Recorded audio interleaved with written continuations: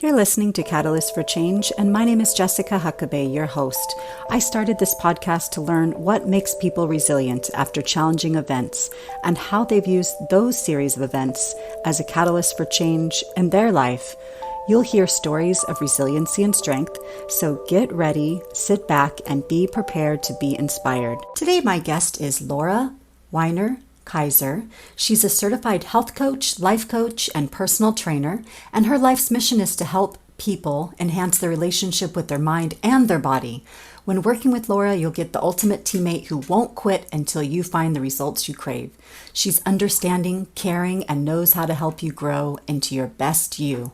So today we'll talk about the relationship that you have with yourself, body image, perspective shifting. So stay tuned. Thank you for coming on my show, Catalyst for Change, Stories of Resiliency. I really was interested in hearing more about your story, Laura.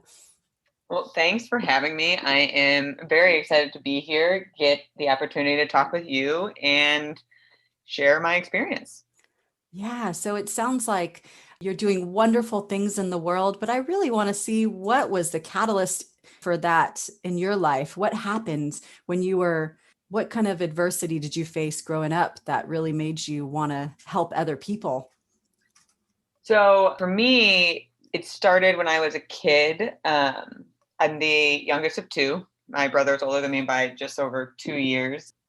And my parents were very loving. I had a great childhood. They had high expectations and I wanted to please them. You know, as a kid, you just want your parents' approval. So I found myself always trying to please them. And one of the big things they always said to me was, what do you think the other person's thinking? What do you think the other person's feeling? Which is good because it made me think about other people's perspective and views, but it also made it hard for me to understand what I felt. And I never really felt validated. And the lack of emotional understanding definitely triggered me to eat more, which, led to me being overweight, and the chronic feeling of being misunderstood really weighed on me in ways that I didn't understand back then. But I was a very physical, like I played a lot of sports, so I was very active, and I was also big, and I got bullied. I remember my brother's friends calling me Shrek when I went to high school. Oh, It was very detrimental mentally. It made me second guess my value, who I was. And, I was seeing when you get in high school, like all your friends are starting to date people and whatnot. And I had a very protective older brother, and he literally threatened people before I came to high school that like if they dated me or touched me, he would like hurt them. good and bad, right? Right. It's good and bad Right. for you.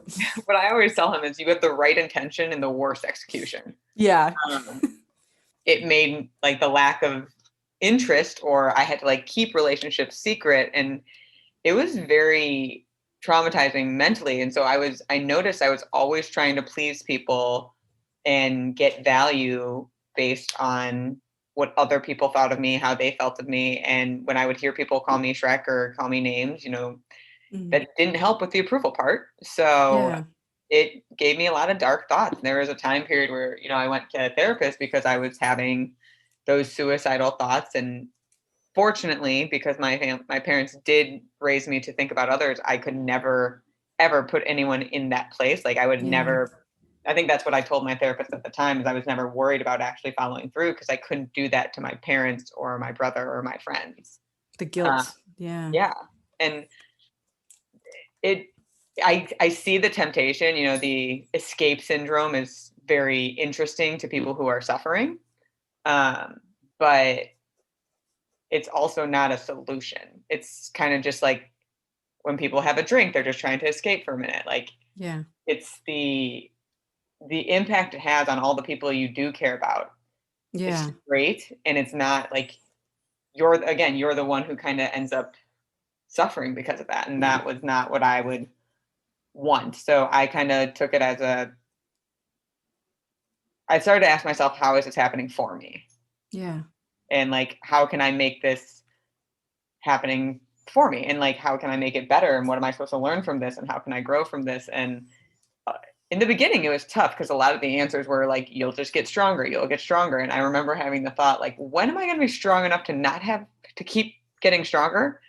But there was a point where I kind of hormonally matured and my body started to not be so overweight.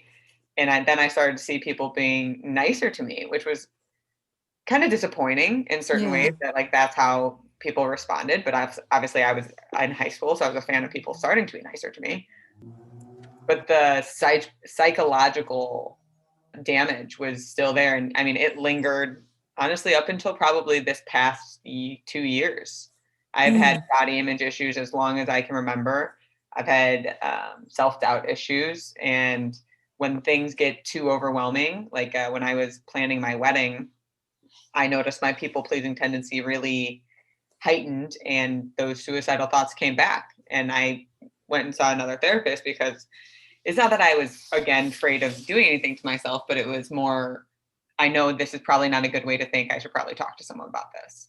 Yeah. Yeah. That's good. You recognize that in yourself, that you were going down that path again of how you felt in high school when you were uncomfortable with things and you were worried about what other people were thinking and you wanted people's approval, and it made you, it is very overwhelming, and I can see how that would bring about those thoughts for you. Even though it's not good, it's not a good way to feel. It's good that you know how to get help for yourself when things go wrong. A lot of people don't know how to get help or where to turn.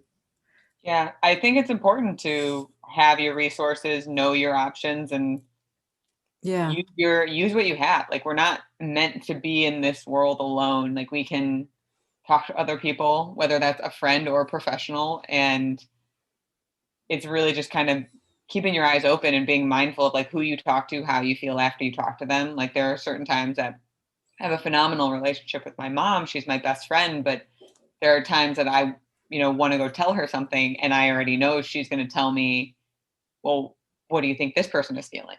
And Yeah. that's not what I would need at that moment. So I would be like, Hmm. okay, that's not the person I should call. I should call my best friend instead. And Yeah.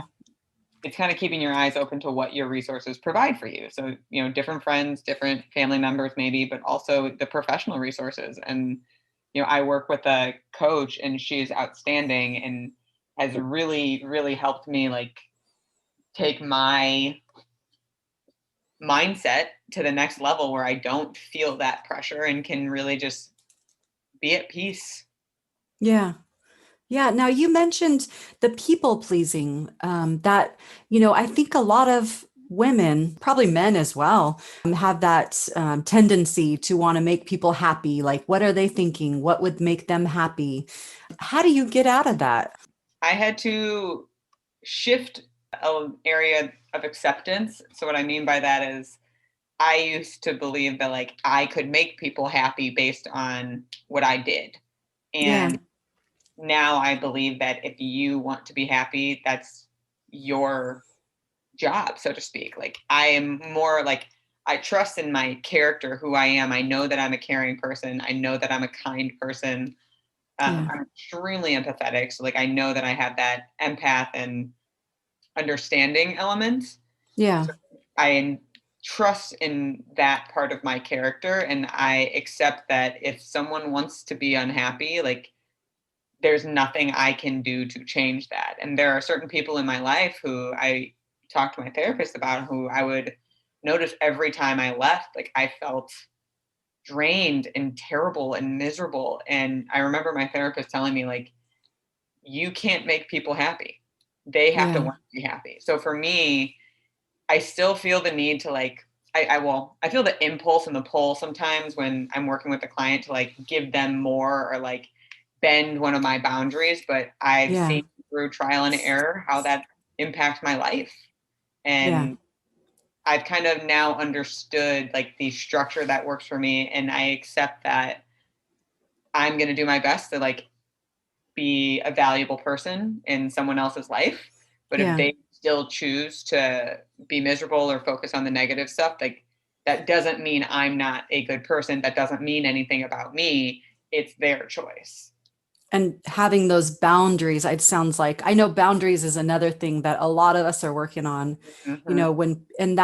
and those kind of people do push those boundaries because you really want them to be happy. You want to do whatever you can to please them, make them happy, because you know how much they're hurting. Now, how do you keep those good boundaries Uh, and so structure you mentioned? first, getting clear on what they are for me. I needed to understand what my boundaries were. And it, unfortunately, I learned most of it through like feeling the discomfort and the anger, the frustration. And I realized like I was upset because I let them overstep a boundary. But that's exactly the point. I let them. I didn't, Yeah. either I wasn't aware it was a boundary or I didn't voice my opinion. And again, it goes back to the people pleasing and not wanting to hurt someone's feelings or something like that. Yeah. And how I look at it, I think is really what helps me. So one of the things I always say to my clients is, if it doesn't challenge you, it's not going to change you.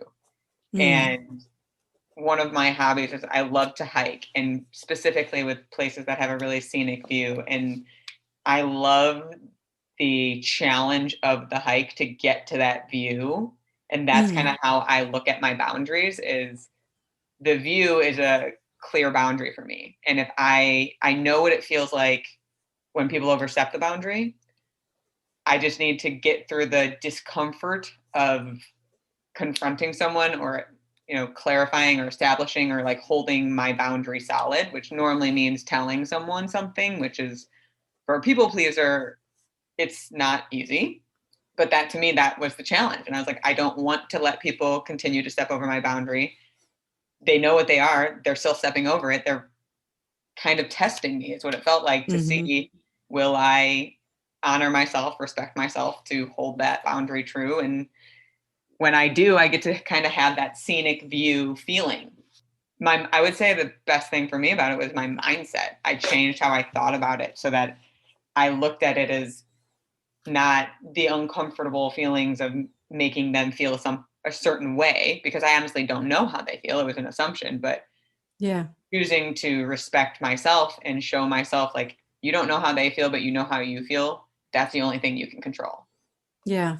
Yeah. No, that's important. So getting through that discomfort and clarifying or establishing at least those boundaries. And then they know, that they know your boundaries. So just making sure that with people that are more persistent, you make sure that you clarifying those boundaries when Right. they try to push against them again. It sounds Right. like, no, that's really important. And that's difficult to do in the beginning, especially for people that like to people please or that like to make people happy, which I don't know many people who don't like to make other people happy unless you just don't like people. But I Right. think most people have that problem with boundaries and with, making people happy, recognizing those boundaries and recognizing that you let them. It's your Mhm. choice, taking that ownership and that Right. strength in yourself and saying, I let this happen. What am I going to do to change it? How am I going to fix this situation? So I don't let this happen again because it's my choice. I like that because it's not a victim mentality. You're doing it from a mentality that I'm strong, I'm capable, and I can do this. I like that a lot. I find it empowering because when you're in the victim's mindset, which I've been to before, you have no control. You can't do anything. And you're like waiting for others to make you feel better. And it didn't work for me. As uncomfortable as taking ownership can be and like accepting like I am the one who's allowing this, it's also like, okay, but if you're the one who's allowing it, you're the one who can change it. And so I look at it as sometimes like choosing not how, but who would want to suffer. If I tell someone this is my boundary and they choose to overstep it and they have a poor emotional reaction to it, like that's not my responsibility. My responsibility was to myself, to honor myself. I expressed what I could, which is the only thing I can do. They still chose to do what they're going to do. I can't control them. So all I can do is say, this is why I feel this way. This is where my boundary is. You overstep that. Like I'm going to leave now, or whatever the reciprocating behavior would be. And just making sure that you realize that their poor emotional reaction to it isn't your fault. Right. And It's that's their not something, yeah, you don't have control over how they react. That's their choice. right, right. Yeah. No, that's really powerful. I like what you're saying here. So it sounds like you've developed quite a few tools to, get through difficult situations. You were able to get through the bullying and worrying about what people thought when you were younger. And eventually it sounds like it was a hormone thing. It's like us girls, as we grow up, our hormones are changing and our bodies are changing at different rates. So that all kind of worked itself out, but you were able to get through that time period by having some tools that you developed through those difficult times. And then later on, you were able to work more on your boundaries with people, because it sounds like that was something that came up, having that structure, having those boundaries. And it's for their good and your good to have that structure and boundaries in place, and just reiterating that to them from time to time if needed. Yeah, that's a good challenge that you overcame. Now, what are you doing to pay it forward now? It sounds like you have all these tools in your toolbox. How are you paying it forward? I'm teaching. I was a personal trainer. Well, I still am, but I've really shifted a lot of my career focus to health and life coaching, because the reason I became a trainer is because I didn't want people to really suffer with their body the way I had, and, knowing the psychological damage that can do. And Yeah. along the way, I realized that I kind of became a therapist, and I wanted more structure, and I just wanted to be able to help people on a deeper level. And I was seeing how much like health and like personal training, like you can fix, quote unquote, fix the body from the outside, but we're one unit. We can't Yeah. just segment our pieces. And so I work as a health and a life coach, and I try one person at a time to help really free people from the suffering that I experienced as well. Because it sucks when you're in it, but when you take the baby steps to get yourself on the other side, it's incredibly peaceful and rewarding and just very empowering and freeing. Yeah. No, it sounds like. And so instead of having those, because we could fix our body and our body could look great and our body feels good. But if you don't fix what's on the inside and work through some of those challenges that you may be facing on the inside, you can develop things like eating disorders, or never being skinny enough or never being good enough because you're holding yourself to this high standard, or you're worried about what other people think. So fixing those emotional challenges or those mental health challenges is really important to go along with the body changing, the Absolutely. body fitness. 100%. I mean, and that was exactly what I was running into. I would get clients who say they want to lose 15 pounds. I said, okay, we get them to lose 15 pounds. When they get there, they're unhappy. Hmm. And they worked hard, and like you deserve that kind of satisfaction. And I was always like, what's missing? Why do we always want more? What are we trying to really get to? I learned that answer with coaching of there's a void within us that we're trying to fill. Like we believe losing weight will solve X, Y, or Z issues. But why Yeah. do we believe that? Where does that idea even come from? And where's the proof? And I had plenty of clients, really put in the work, put in the effort, lose the weight or gain the strength, depending on what their goal was, and not get the feeling that they wanted because they hadn't done the internal work. And I think that's really why I love health and life coaching. And that's why I say health and life, because that was the other piece is when you're talking about your health, whether that be your nutrition or your exercise, your Yeah. career, your family, those things are obstacles. Those are time commitments. Those are things you need to work around. So you look at everything to try and get it to work together for you, not like you trying to weirdly complete this impossible puzzle that makes you feel overwhelmed, stressed, and incapable. But Yeah, that's overwhelmed, exactly. stressed, and incapable. Yeah, that's a good way to put it. When people are feeling out of alignment with their body and mind, and their, everything goes into that, their work, their family life, there's so many different pieces to that. Because I could, be in the best shape of my life, be the weight I want to be, and have a job that I'm miserable at, and Mhm. it would just pull me down. So changing a lot of those other things too. What can you be doing to change that way that you're changing your job, or changing how you relate to family members, or how much you allow things to get in your head, Yeah, or so to speak. setting the appropriate boundaries in your career, in your relationships, and Yeah. really what I've found is how the big key that I've noticed is the lack of self-care and self-love that people have for themselves, and which makes sense with like the people pleasing and the need for approval that so many people have. Yeah. And we treat ourselves worse than we would treat anyone else. Like I always say to my clients, would you ever say the things that you say to yourself out loud to someone else? And they never would. That we have a relationship with our subconscious in a way that we don't completely understand. And I mean, think about any argument you have with anyone.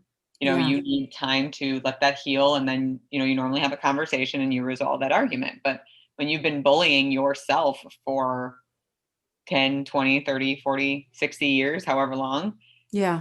that needs some healing. That needs some love. And we don't understand the need for that self-care and that self-love. And when you do, like I feel like I sound like such a whack sometimes because it's like, just love yourself, guys. Just have a little bit of more love. It Um, sounds so easy though. When you I say it, it know, just sounds easy, but I know, but it's not. it's And not. around the body image stuff, like that's always Hmm. been intriguing to me because I'll have a client who has like 17% body fat for a woman, and the bare That's not minimum a good. woman's supposed to have is like 13 just to keep everything functioning. And she wasn't happy. And I'm like, what is it going to be that would make her happy? And the answer wasn't anything on the outside of her body, it was on the inside of her. Like she had a lot of low self-image and self-worth issues because of certain things that had happened in her life, and kind of thinking the body was the solution. And if she just had that, then she would know she's good enough. But why are you like, we're all good enough exactly how we are. We can want to improve, we can want to grow, but like we're unique and beautiful exactly how we are, and that's how we're supposed to be. Now, what is the most challenging part of your job? That's a good question. I'm very fortunate that a lot of it is amazing because you get to work with people to help them shift their perspective into this really empowering place. But I would say the hardest part is probably seeing someone understand how to do it, Mm, and then their inability to get past their own fear. Because I get that and I respect it, and it's like it's on the tip of my tongue and I'm like, oh my god, you're so close. Just like put your toe in the water, just see what it feels like, because we build this up in our head that it's gonna be the end of the world, and it's yeah. not. It's not. But like when we think like that, it becomes very convincing, and it can be really hard to take action. And I just really feel for my clients when they're so close. And I mean, I'll spend with some clients a month, some clients two, just to get them to take the step past the fear. And then when they do, I always hear the, God, I wish I would have done this sooner. Yeah.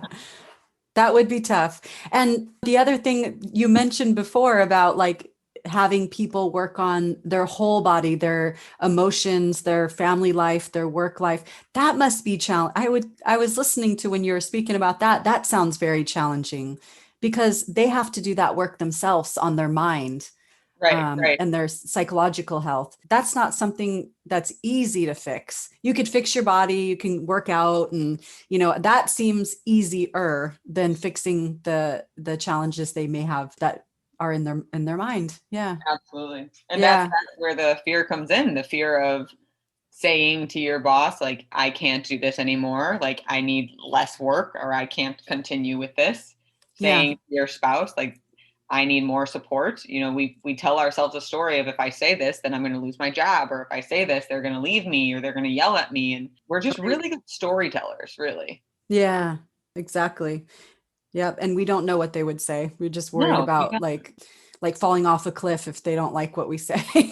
Right, right. Exactly. It Yeah. reminds me what really one of the perspective shifts that really helped me is my husband and I, kind of dorky, but we have love journals, and on random occasions, we'll write each other love notes. And during our wedding planning, he upset me with something and I was having a hard time moving past it. So I took out my love journal, I started reading through it, and it was really funny because most of the letters started with, I know we're in the thick of it, or I know we're going through a tough time. And he dated all of them. And I read some of them and I remember feeling in the arguments like they were the end of the world. And when I was reading them, I'm like, he didn't talk about the context of our argument in the letter he would write me. So I would read through it and I'm like, I don't even remember what we were fighting about. But I do remember that I felt in the moment that it was the end of the world. So it was a really good perspective shift for me to realize, like, yes, sometimes this stuff might feel really heavy and the story I'm telling myself might be very convincing, but I don't remember half the arguments that I've already felt like that about. You just remember how you felt. You just remember Exactly. how you felt in that moment. Like, oh, that was really hard that thing that we had to get through. And you don't remember what it was because I mean, it's something like everything is, it feels like most things, if not everything is, you can change with Yeah. your in perspective shifting, which is really important. You could be in a hospital bed and just got through a bad accident, and if you have the right perspective, and you can heal faster and you can see what's going to be coming in the future instead of concentrating in that where you're at right now. So yeah, 100%. yeah, Like I that like that. mindset work is, I feel like a client sometimes, I wish I would have done it sooner to understand it sooner, but gosh, it is so powerful. And like when you use that for you, it's the ultimate tool to me. It's like understanding how your mind works and how you can get yourself out of the story you're telling yourself. Yeah, getting out of that story, getting some perspective. Yeah. Mhm. Now, you sound like a positive person. What is something that you do every day to keep yourself in the right mindset to help others in your life? Well, a couple things. I start every day with some me time. So I normally take care of my body. I do some yoga, I'll do some foam rolling, and then I'll normally journal about like my intentions for the day, what I want to do throughout the day. I love quotes and I also love podcasts. So I have different quotes like posted all over my wall. I have an app that sends me quotes 5 times a day, and I listen to a podcast each time that I eat. So depending on how long, 1 to 3 a day. Mm, And it's like a mini vacation for my brain sometimes. And it just reminds me like there's so much more going on outside of just what I experience. yeah. And that there's always something you can do. There's always a way. And you just got to look at it from a different angle. Yeah. No, that's good. That's good to get yourself out of your own head and get some different perspectives going on. Well, wonderful. Well, can you think of anything we may not have covered during our conversation? What I Yeah. would say is to anyone who is listening who feels that, people pleasing nature or that need for approval, just keep taking it day by day, one step at a time. There is a way out of it, and it might feel a little challenging. You might need to face fear, but it's worth it and you will be stronger after. And ultimately, it's the greatest thing that you can do to show yourself love. Yeah. That self-love is important. Mhm. Well, thank you so much. And I'm going to have all of your details in the show notes so people know how to get in touch with you. And I really enjoyed our conversation today, Laura. Me too. You are lovely. I really enjoyed talking to you. Thank You make it you. so easy to be open. So I appreciate the opportunity, what you're doing, and thank you for having me. You've been listening to Catalyst for Change, and my name is Jessica Huckabee, your host. Join us next week for another story of resiliency. And please subscribe wherever you listen to your podcasts, and feel free to leave me a comment or email me at catalystforchange20@gmail.com, or on Facebook, we have a page at Catalyst for Change Resiliency.